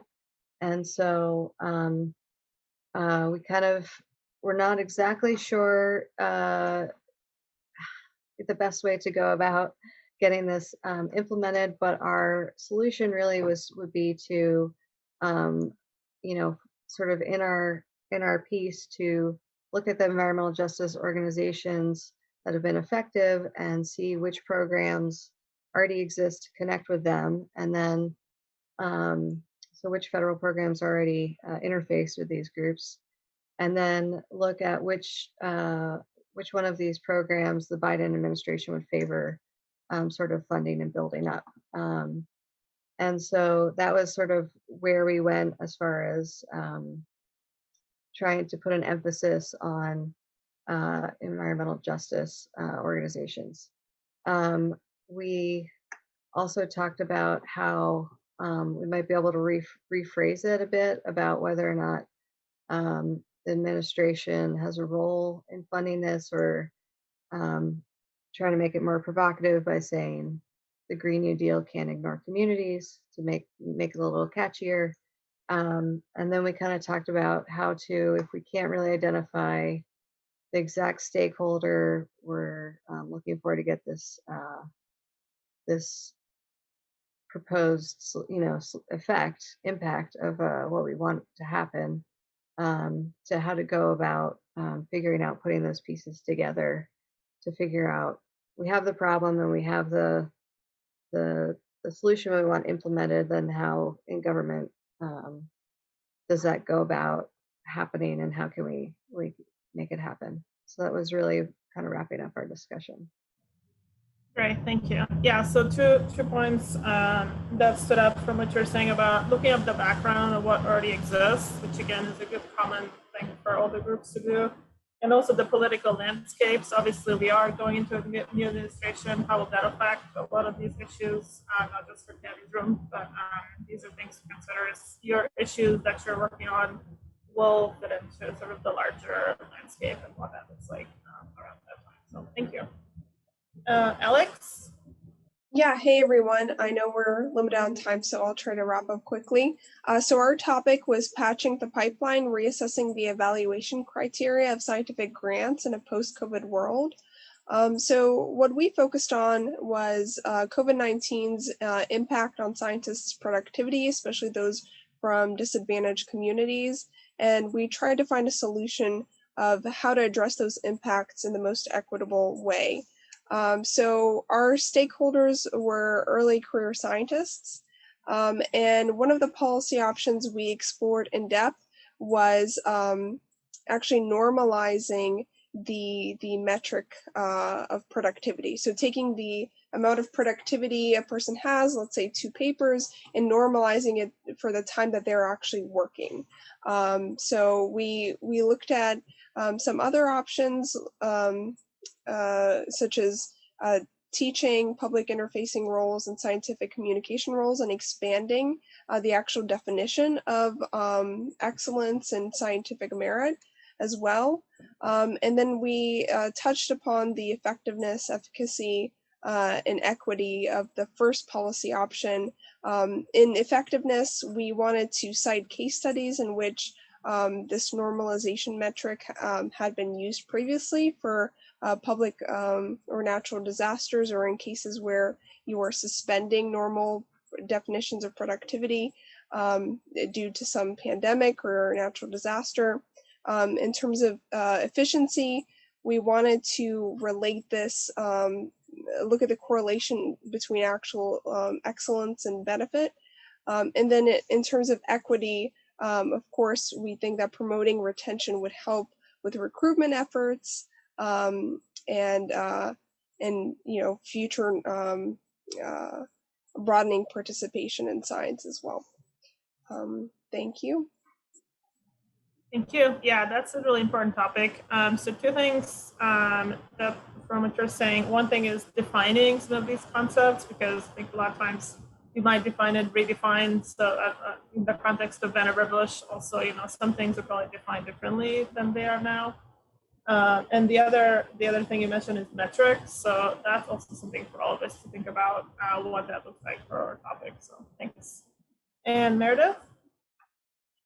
Sure. So the topic of our room was catalyzing a new era of empowered communities and science. And our discussion was very broad. Everyone had a lot of ideas, and I'm not sure that we ever necessarily focused in on a specific topic, but some of the issues that we identified were the importance of engaging with communities in the scientific process, especially when these communities are going to be affected by science. As well as there's a lack of scientific advice to policymaking, and that is detrimental to society. So we need scientists to provide advice on these policy issues. And we also need to create policies that empower local communities to solve problems in their region. So we identified a lot of stakeholders. The ones that we chose to focus on were community members and organizers, as well as legislators and the people that interface with them.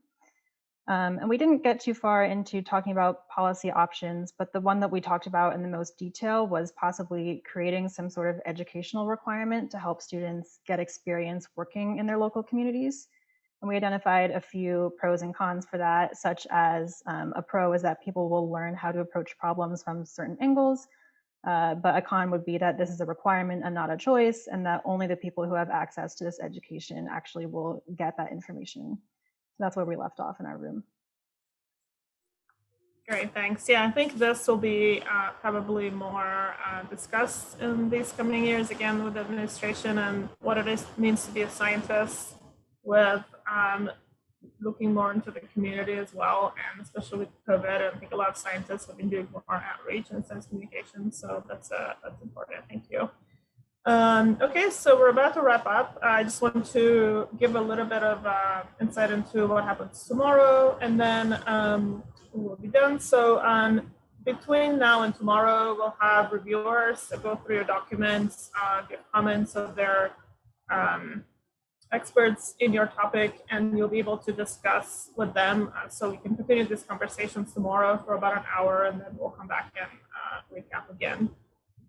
So we'll be doing that from 12 to 1:30 Eastern. And then hopefully, again, you'll be able to go into more in depth into some of these issues and also ask them questions about how they would address these topics.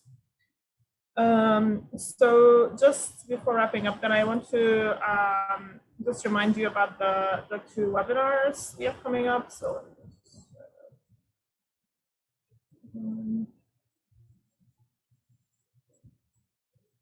we'll do this again tomorrow, but the first webinar in the series is going to be moderated by Toby on the US federal investments. And we have a lot of really great panelists, so this will be January 22nd. So I encourage you to sign up for this, and again, think about this some more and discuss with those folks and hear what they have to say about the topic. And then we'll have the second one will be on public health challenges, moderated by Aaron Heath. This will be January 29th.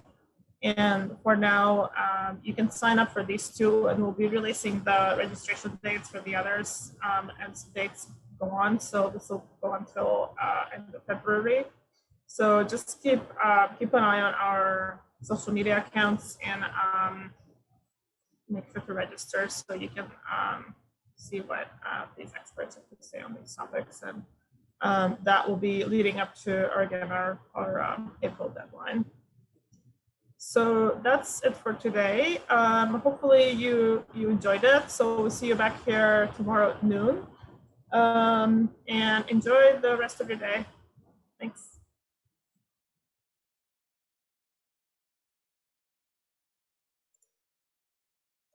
All right, so we can go ahead and get started.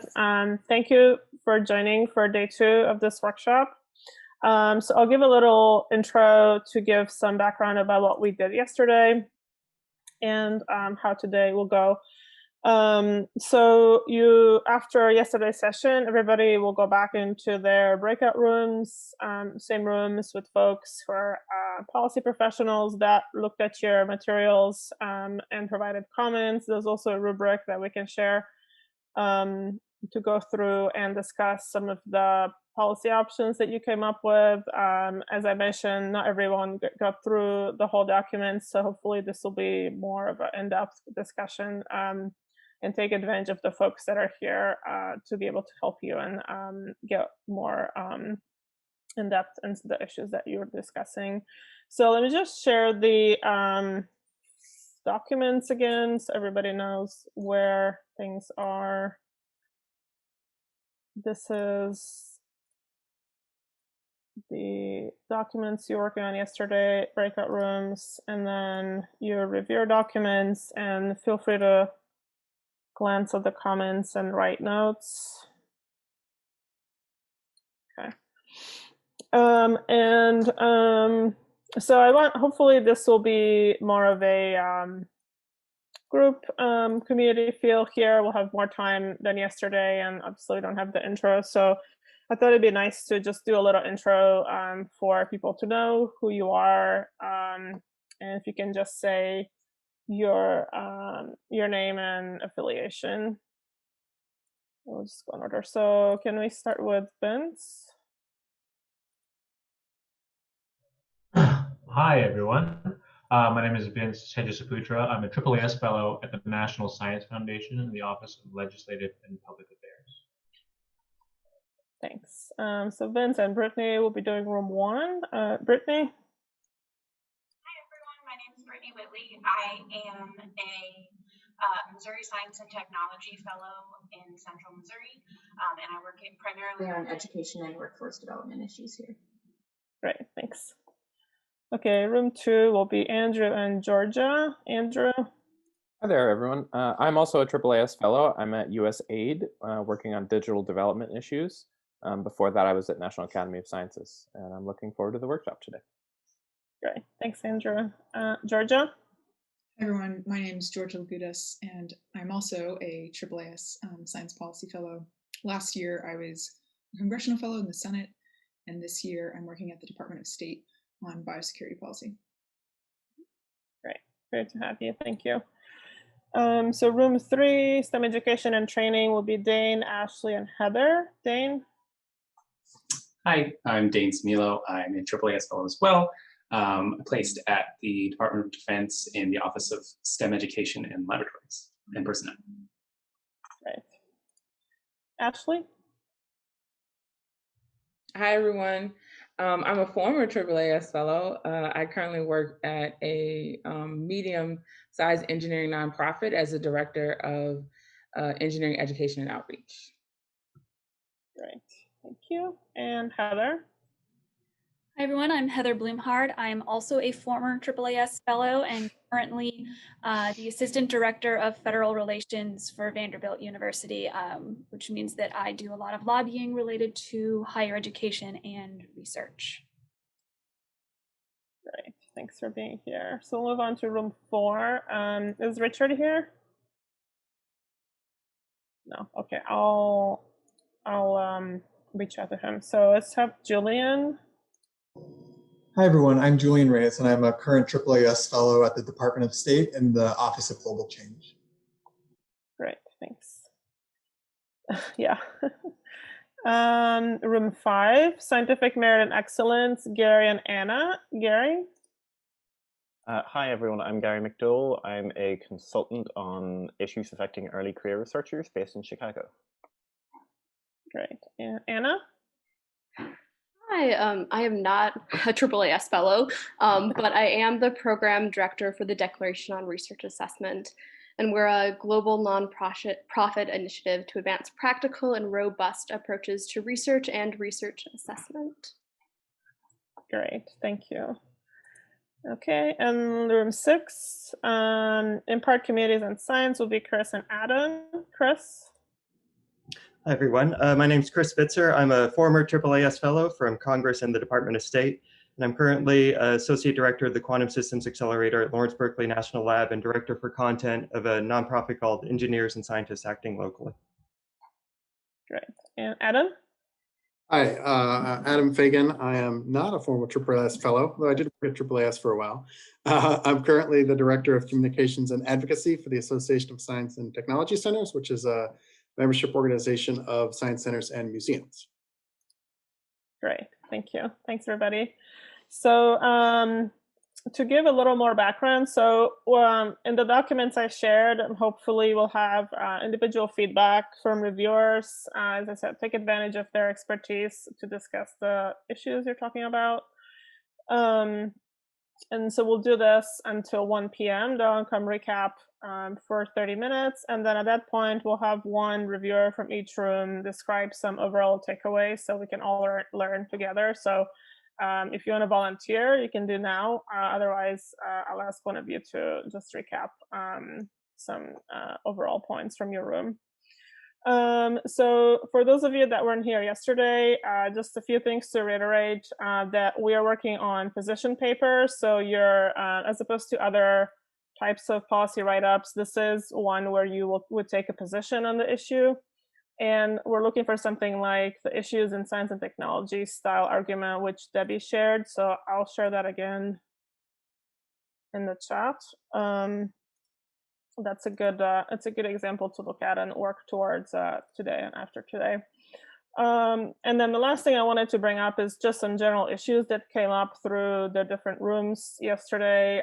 So we discussed how to do background research, how do we narrow down the topics within the breakout room theme, how do we define certain concepts. So the discussion around Toby's presentation was that a lot of concepts are different from when Vannevar Bush wrote the book, and what does it mean to work on these issues in science today.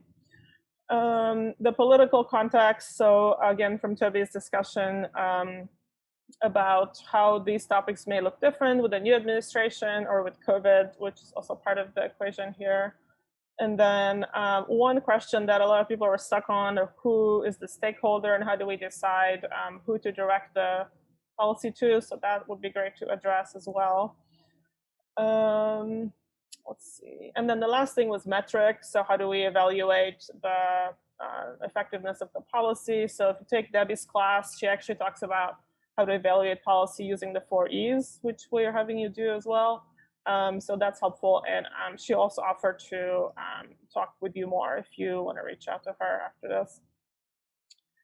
I think that's everything I had. Are there any questions? All makes sense. Joanne, are we ready to go? I need like 1 more minute. 1 more? Okay, let's go. Adriana, there's a couple of questions in the chat that maybe just might be worth addressing quick. Yeah, let's do that. Let's see, we're supposed to have written something. No, so we'll just review your documents that you worked on yesterday. and then we'll have 2 or 3 people, depending on the room, comment on there. And as I said, we also have a rubric, so you can discuss some specific parts of your write-up as well. So yeah, no other documents. That's it. That's the one we have. But you're welcome to review the reviewer documents as well, where they put the scores and comments. So all these things are open, and feel free to take notes on any of them as well.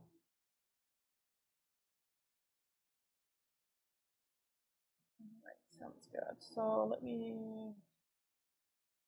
see, Richard. Okay, he said he's running a little late, so he'll be here. Let me know when I can open the rooms. I have a couple more, but I can push them. Okay, so there's another question. Are there reviewer documents public comments?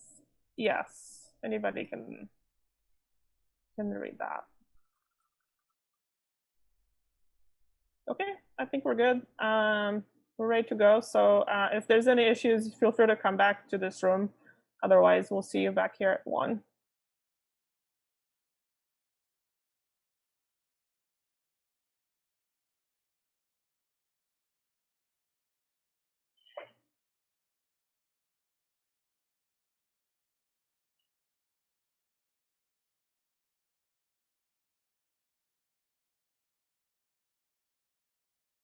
So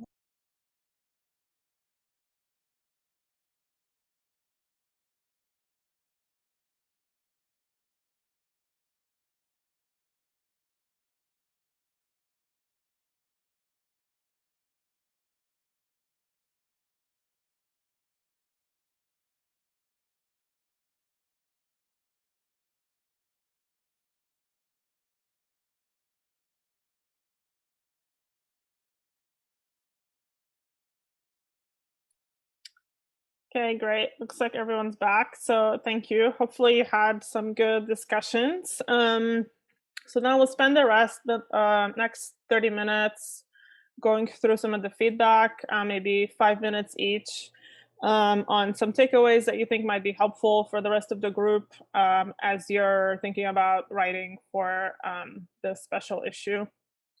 So, oh, there's a question. Yeah, I can send that. I believe that's on the website.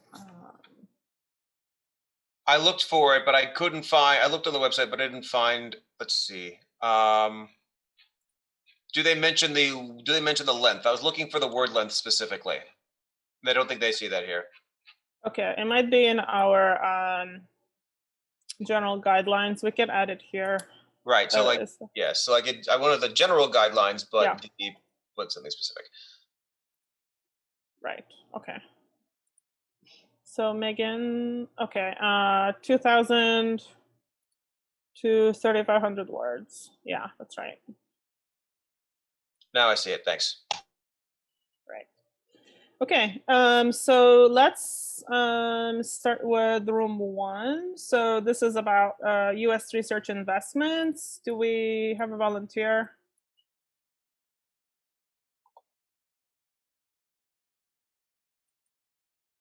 Vince or Brittany, who wants to report? Do you have any interest in doing it? I can give a brief overview maybe, and you can fill in any spots that I missed. Okay, great. So I think one of the main things that we focused on in our breakout room was really hammering down on specificity. And so whether that's specificity of your policy question and the topic that you're addressing, whether that's specificity of the stakeholders rather than just saying government or the public, really who are you talking about, and maybe what are those levels of stakeholders that are important, who's directly affected versus kind of indirectly or tangentially interested.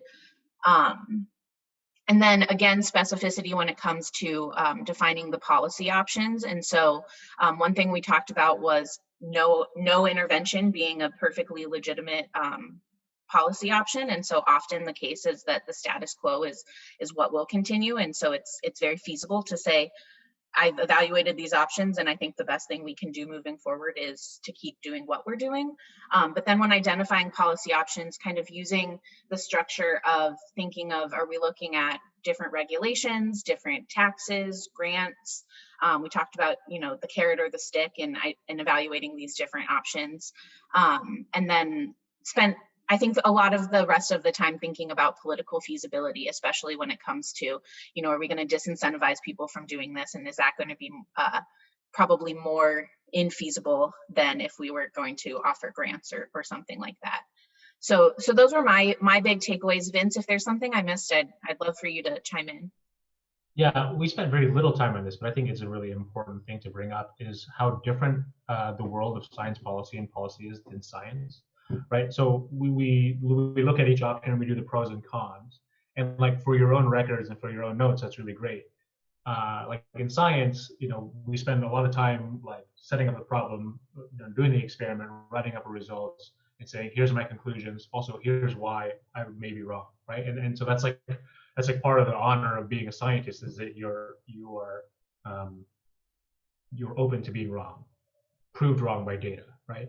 But in the policy world, like things are different in that like being right scientifically is just like a tiny sliver, right? Like you come to Washington with a stack of data showing that the oceans are rising, like you're probably right, but your senator might not care as much. That might not be the only thing that they care about, right? And so, probably the most important line in the in the 4 E's is the political feasibility. Because if you can't convince your principal to act or not act, whatever your recommendation is, then it's useless, right? Like you can argue as much as you want as you're blue in the face, but so that being said, like sometimes the cons list or like setting up the opposition's argument is good internally, but you don't want to fuel that fire. You know what I mean? Like if your point is you should do A and not B, you shouldn't always be saying like maybe you should choose B because of this, right? Like if you're really hard on that one point, let's say you should drive it home. So there's a really big difference between policy and like science. Great, thank you. Those are really good points. Yeah, and just to emphasize for this, these are position papers, so you are arguing for one side of the option, but it's good to think about the other side too. Okay, great. So let's move on to room 2, public health. Andrew or Georgia? We said that we're going to tag team this, so I'm going to say a few words and Andrew can add in. The group was excellent and we had a great discussion. I think the one takeaway was our group, I think, had many different ideas. And so one challenge was how do you provide a scope of the problem and figure out where to tackle it first? And so what we did is kind of create a structure to say, one, how do we identify the audience and the target? And then we spent half the discussion on that. And then we spent half the discussion on talking through policy options. So what are the actual mechanisms in policy? And I think something we identified for the audience is there's not only an audience, like who you want to impact. In this case, we talked about rural healthcare providers, but who will actually do that? So it might be a state health department, or it might be the CDC. So talking about the difference between there and working through the audience and like the target of who does something.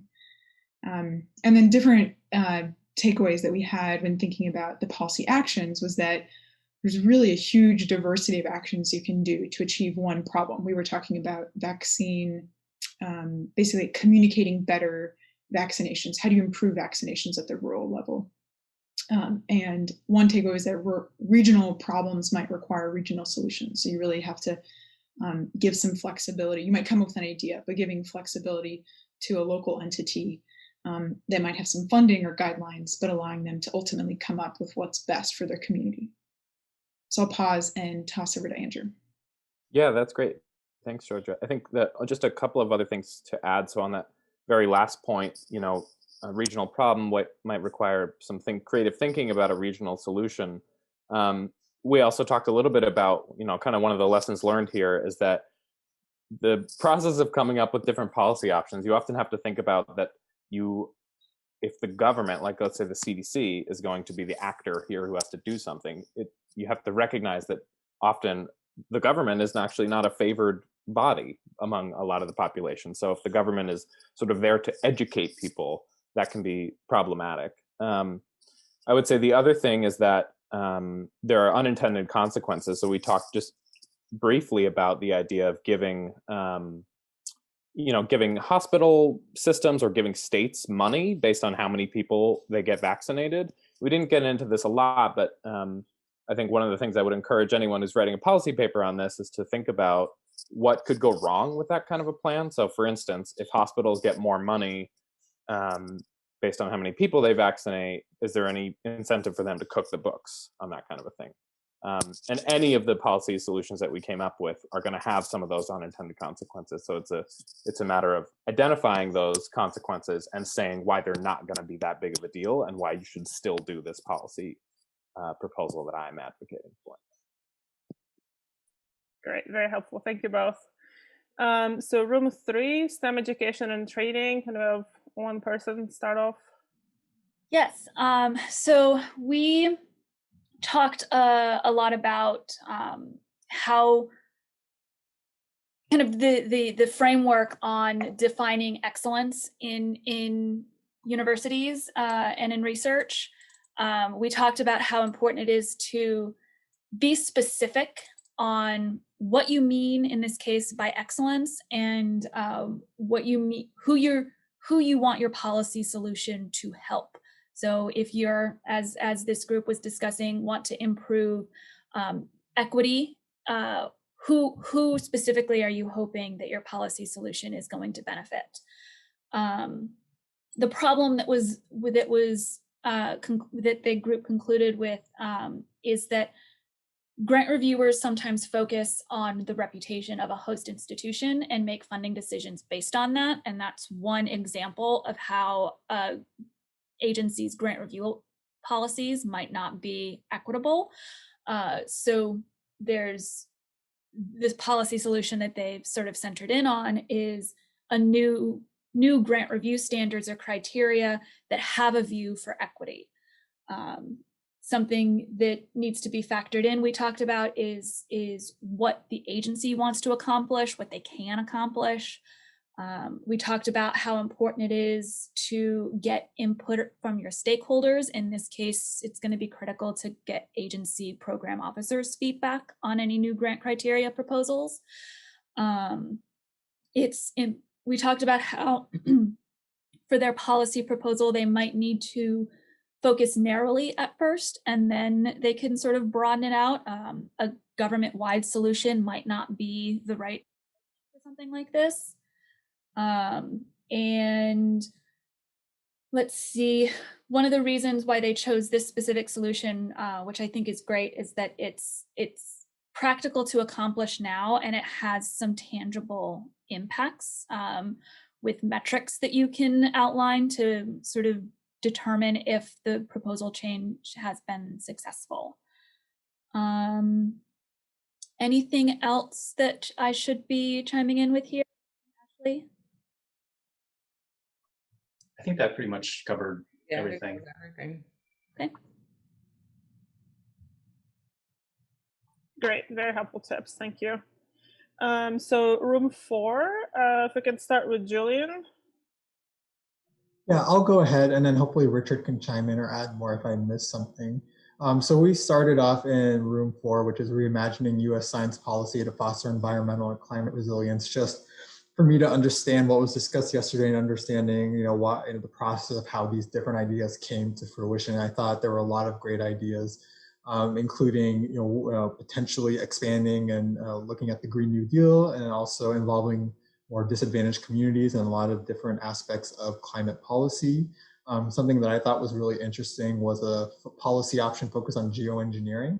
And so we discussed how geoengineering is not just kind of this one broad term, but there's really different aspects that we could potentially look at, including solar radiation management, which is kind of a planetary-wide intervention, thinking about the movie Geostorm, right? Kind of putting things into the atmosphere and seeing how that changes climate.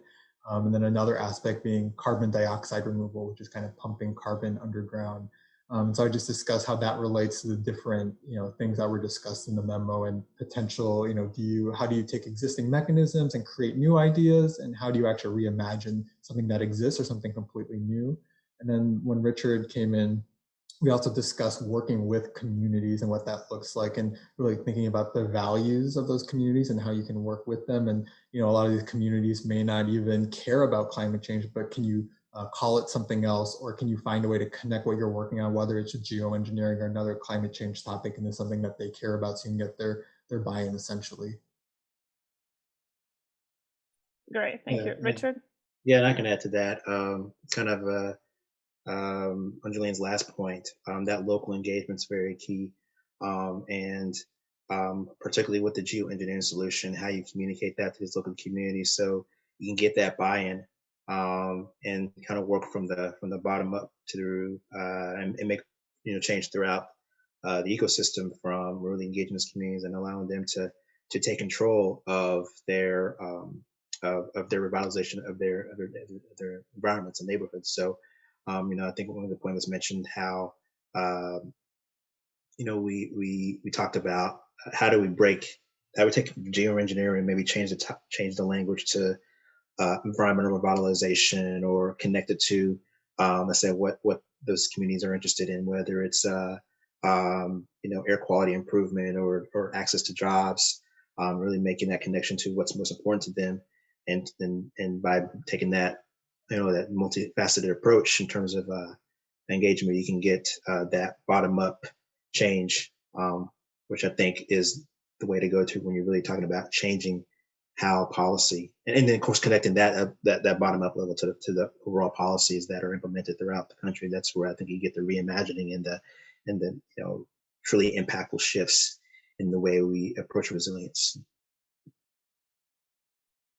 Great, thanks. Okay, so let's move on to 5, scientific merit and excellence. Who would like to start? Yeah, I can start off here. So the group had been discussing a lot around the idea of productivity based on active time, and particularly the time that people have available to them under the current situation of the pandemic, which ties in with sort of a long-running conversation of how people spend their time as researchers and what gets rewarded and doesn't. For example, things like the relative recognition of research products versus teaching or public roles or science communication and that kind of thing. So we started off really with a quite broad discussion on sort of revolving around what the specific ask could be, and also who the specific stakeholders were. The group had sort of focused a lot on senior scientists broadly as a group to try and advocate to. I think Anna put it very well of this is a group that maybe there's no mechanism for accountability. If you go for a particular ask, it's not clear how that ask is enacted. And so we sort of shifted a little to thinking about institutions or thinking about funding agencies and the sort of reward and recognitions there. We also talked a lot about, with stakeholders, not necessarily leaning on the moral argument per se as a way of trying to convince them, but thinking about the things that motivate them, and then trying to use that motivation to then frame your argument and why it's in their interest for them to care about this particular thing, how it affects them.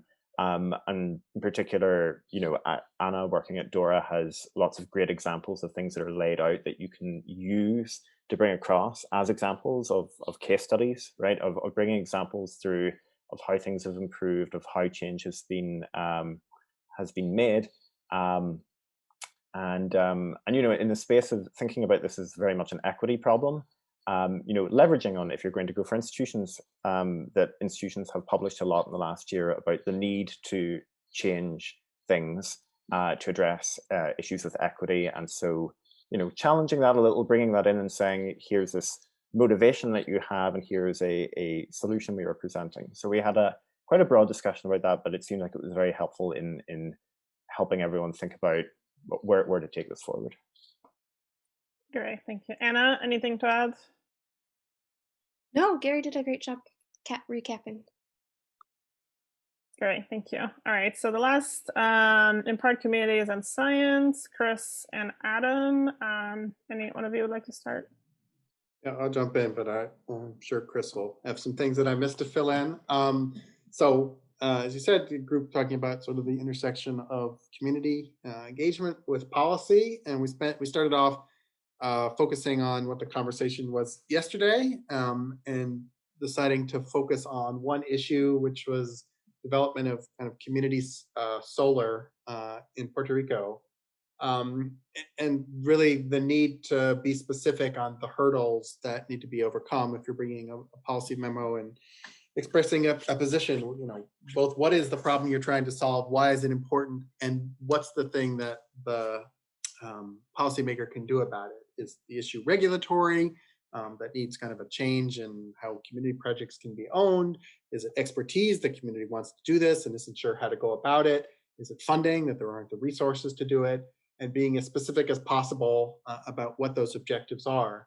And then the importance of thinking about who that audience is and trying to anticipate what their perspective is and bringing in kind of a proactive sense on, what may be a pushback here and helping think through some of the solutions about what to achieve this. We also talked about the importance of really partnership, which I think is particularly critical for something that involves communities in terms of extending the reach and having the right audiences be able to deliver the messages and empowering the community and being able to help make those arguments. So, both in trying to draw from, and we were having trouble coming up with some good kind of roadmaps to do this, but the potential of tapping into others who have achieved perhaps very different aims, but within similar communities, and trying to bring in partners who may have some existing connections and strategies to use, even if it's on an issue that they haven't focused on previously. I'll ask Chris what other major things that I missed in that quick summary. Yeah, that was a great summary. I think the only thing I'd add is that we touched briefly on sort of the construction of a memo or an argument itself and how you use an inverted pyramid, and you really want to front load the information you want people to pay attention to and leave details and other arguments for that towards the end. But it was a great discussion.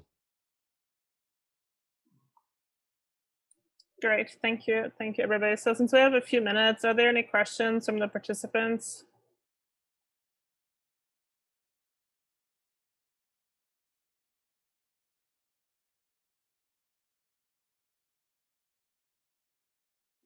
Yeah, just a quick question here. Sorry, this is Ryan Taylor. Very interested in that work. Can someone from that team please private message me in the chat?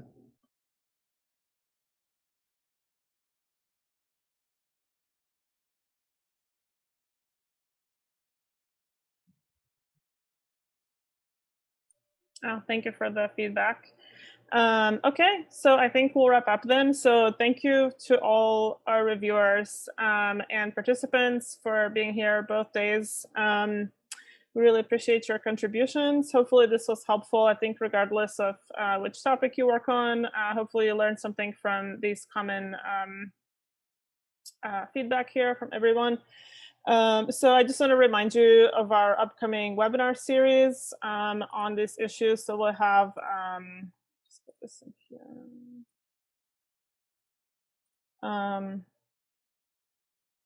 One webinar on each of these topics, same order, 1 through 6. You can register for the first 2, and then we'll sort of roll out the other ones until the end of February. So keep an eye out on our social media and register for those as well. And then looking forward to your submission to this special issue, and feel free to continue working on this in groups or whatever is most useful to you. And thank you again. So enjoy the rest of your day. Thanks so much. Thanks, Adriana.